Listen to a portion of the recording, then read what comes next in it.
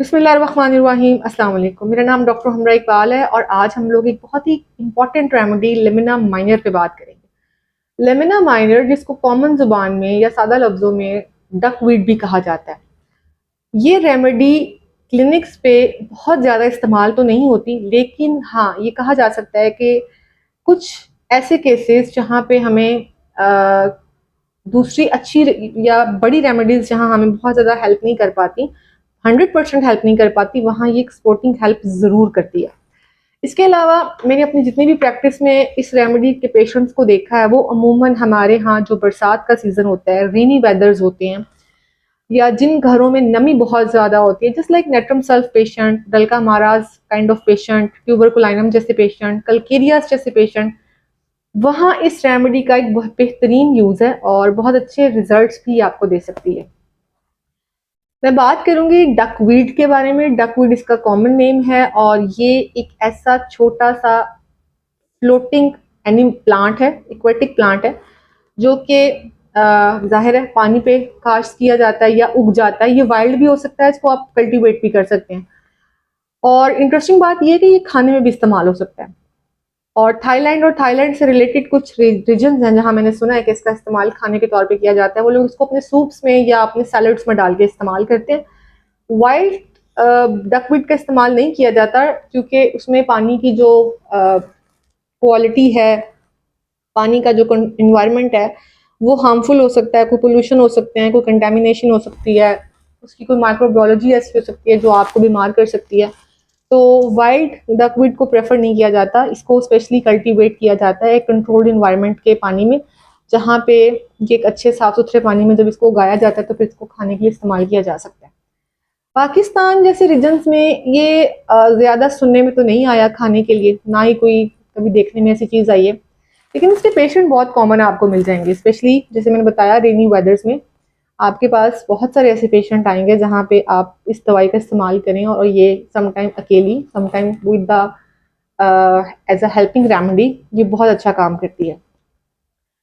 Lamina minor के बारे में doctor Clarke, doctor Kent, doctor Boericke, आपको इन तीनों मटीरियल मेडिकास में से एक अच्छी अच्छी इंफॉर्मेशन मिल जाएगी। बट इसमें इससे अलावा मैंने इसके इसके बारे में किसी और मटीरियल मेडिका में इसको नहीं पढ़ा, या मुझे इतना अंदाज़ा नहीं है। आई थिंक डॉक्टर कूपर है जिन्होंने इसको फर्स्ट इंट्रोड्यूस किया था, उसके बाद से इसका इस्तेमाल होम्योपैथिक में हम करवाने लगे। और डॉक्टर कूपर ने भी इसको कुछ 18s में ही इंट्रोड्यूस करवा लिया था, या आप यूँ कह लें कि इस पे काम कर लिया था, उन्होंने केस अपना एक सॉल्व किया था, जिसके बाद से इसको प्रॉपरली होम्योपैथिक के अंदर एज अ होम्योपैथिक रेमेडी इस्तेमाल किया जाने लगा। अगर डॉक्टर बोरिक की बात करूं तो डॉक्टर बोरिक मटीरिया मेडिका के अंदर आपको जो फर्स्ट स्टेटमेंट मिलेगी इसके बारे में, वो है अ कैटारल रेमेडी। अब हमें पता है कि जब कैटारल का जिक्र आता है और स्पेशली रेस्पिरेटरी, तो हम इसको as a whole respiratory system या उसके प्रॉब्लम से कनेक्ट करते हैं। लेकिन डॉक्टर बोरिक ने ही ये वाजिया भी किया है कि खास तौर पे जो नाक और नाक से रिलेटेड रीजन्स हैं, नॉस्ट्रल्स हैं, आपके बैक बैक नोज है, आपका डीप नोज है, इंटरनल नोज है जिसको कहते हैं, ये सारे उसकी इस कैटेगरी में आते हैं जहाँ पे ऐसे सिम्टम्स डेवलप होते हैं, वहाँ पे ये बहुत अच्छा काम करती है। नेजल पॉलिप्स के साथ भी पेशेंट आपके पास रिप्रेजेंट कर सकता है, विदाउट नेजल पॉलिप्स के साथ भी सिम्टम्स को कवर कर सकती है। एज वेल एज आपके जो टर्बिनेट्स की इन्फ्लेमेशन होती है, स्वेलिंग होती है, उसमें भी बहुत अच्छे साइंस, इसके बहुत अच्छे रिजल्ट्स हैं। एट्रोपिक राइनाइटिस एक टर्म इस्तेमाल की है डॉक्टर बोरिक ने।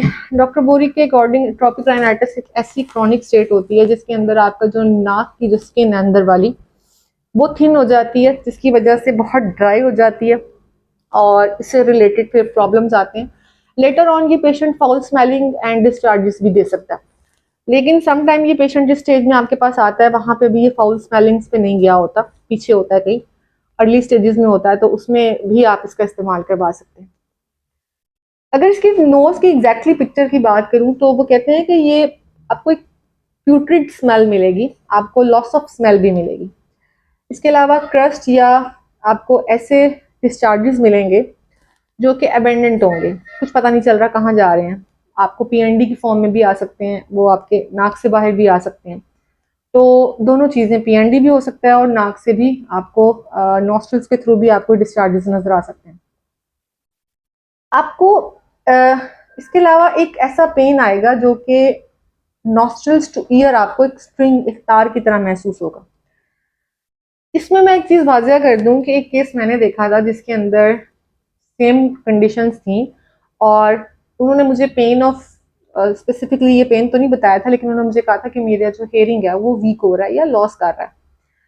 और जब उनके सारे कान के सिम्टम्स या एग्जामिनेशन किया तो कुछ खास कान में से नहीं मिला, और कान उनका बिल्कुल ठीक थे।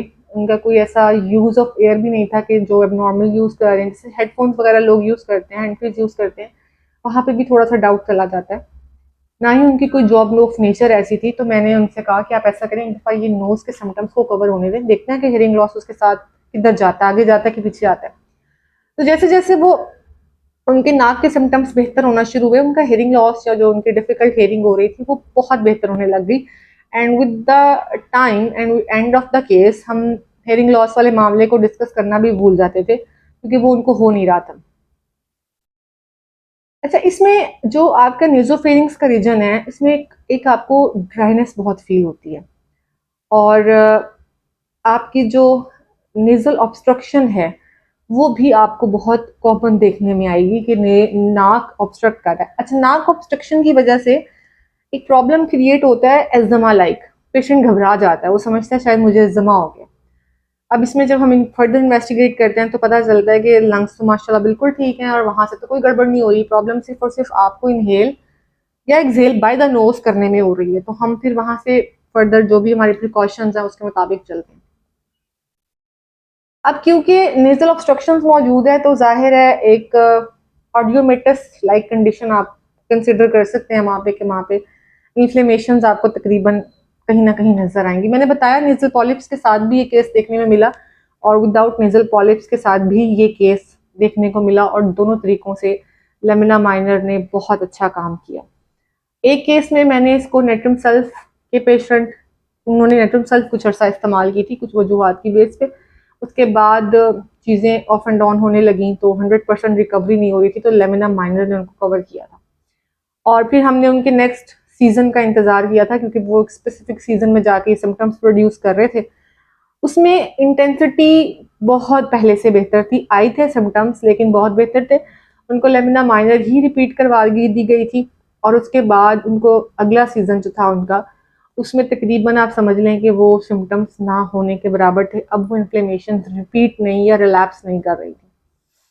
और बाय द वे, जिस पेशेंट की मैं बात कर रही हूँ, इस पेशेंट की अपनी एक एलर्जिक काइंड ऑफ हिस्ट्री है, फैमिली से ये रन कर रहा था। फैमिली के अंदर भी मुझे इनके ये केसेस मिले जिसमें रनिंग नोज और कुछ स्पेशली जो अपर रेस्पिरेटरी ट्रैक्ट है उसकी सेंसिटिविटीज मुझे उनकी फैमिली के अंदर भी नजर आई थी। माइट बी पॉसिबल उनके बड़ों में कहीं पे कोई एज़मा या कोई टीबी लाइक कोई प्रॉब्लम गुजरी हो, जो उनके नॉलेज में तो नहीं है, लेकिन मोस्ट प्रोबेबली कि ये उनके कहीं ना कहीं जीन्स से ही उनको मिल रहा है। तो this is all about the lamina minor. मैंने अपने पर्सनल एक्सपीरियंस के साथ चीज़ें शेयर करने की कोशिश की हैं। मेरी कोशिश थी कि आपको जो एक कंफर्म्ड इंफॉर्मेशन है, जो मटीरियल मेडिकाज में है, जो हमारे पास कंफर्म डॉक्टर्स हैं जिन्होंने इस पर रिसर्च की है, मैंने उनके भी आपके साथ डिस्कशंस किए हैं। उनके केसेस मौजूद हैं, अगर आप रेफरेंस स्टडीज़ करना चाहते हैं तो क्लास में आप जाके इसको पढ़ सकते हैं। डॉक्टर बर्नेट के केसेस में पढ़ सकते हैं, डॉक्टर बोरिक के केसेस जो हैं उसमें भी आप इसको, इवन डॉक्टर कूपर ने भी इस पर जो काम किया है आप उसमें से भी इसको पढ़ सकते हैं।